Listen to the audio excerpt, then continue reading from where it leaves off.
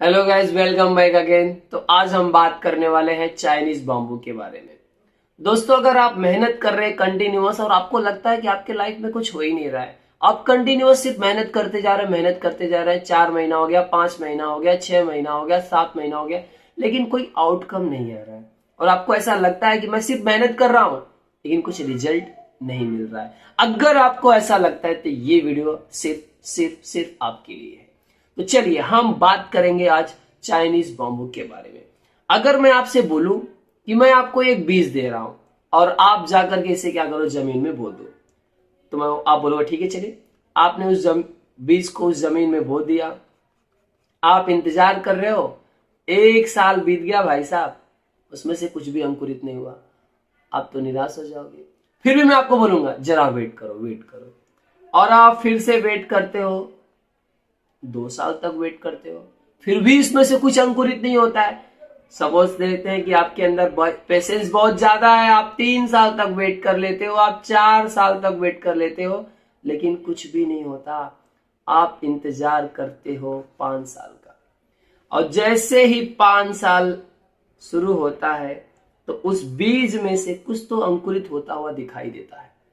आप बोलते हो अब काम बन रहा है, और विद इन 6 मंथ और 6 महीने के अंदर जो अंकुरित होता है उससे एक बहुत बड़ा, लगभग 100 to 120 फीट का एक बाम्बू तैयार होता है, जिसकी ऊंचाई 100 से 120 फीट तक होती है। और अगर मैं नॉर्मल बाम्बू की बात करूं तो उनकी हाइट होती है 70 से 80 फीट।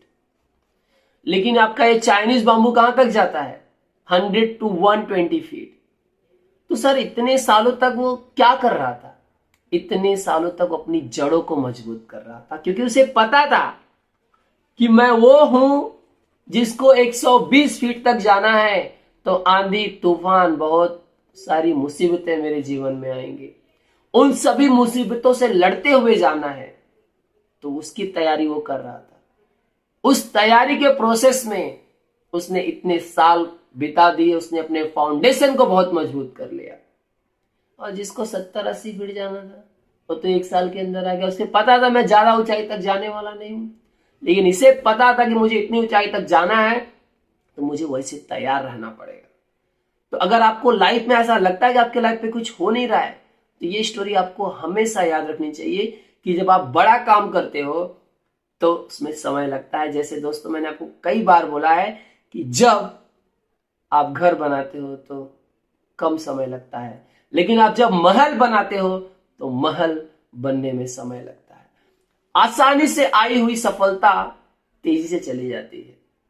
जो सफलता जितनी तेजी से आती है उतनी तेजी से चली जाती है, लेकिन जो सफलता धीरे धीरे आती है वो कभी जल्दी जाती नहीं है। अगर वो जाती भी है तो बहुत स्लो जाती है। तो इसलिए बोलता हूं कि जो ज्यादा तेजी से आता है वो ज्यादा तेजी से निकल भी जाता है। तो आप कंटिन्यूअस रिजर्वेंस बना करके रखो, कंटिन्यूअस रखो, कंटिन्यूटी बना करके रखो, किसी भी काम करते रहो, करते रहो। मैं आपसे श्योरली बोलता हूं एक दिन आउटकम उसका आना ही